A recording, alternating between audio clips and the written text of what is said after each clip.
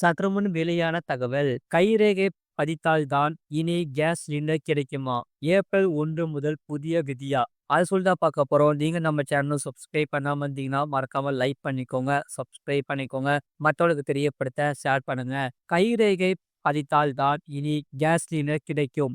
April 1 முதல் இந்த புதிய விதி அமலுக்கு வருவதாக பல செய்திகள் பரவி வருகின்றன.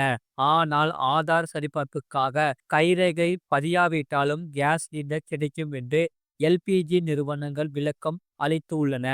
ஏப்ரல் 1 முதல் கைரேகை பெறப்படும்.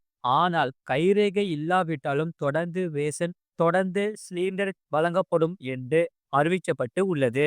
கடந்த சில மாதங்களாக எல்பிஜி சிலிண்டர் நுகர்வோரின் பயோமெட்ரிக் சான்றுகளின் அங்கீகாரம் நுகர்வோரின் வீட்டு வாசலில் மேற்கொள்ளப்பட்டு வருகிறது. 70% முதல் 80% டெலிவரி பணியாளர்களுக்கு பயோமெட்ரிக் அங்கீகார சாதனங்கள் வழங்கப்பட்டுள்ளன. முழு வீடியோ லிங்க் கீழே இருக்கு. அதை கிளிக் பண்ணி பாருங்க. மறக்காம லைக் பண்ணிக்கோங்க.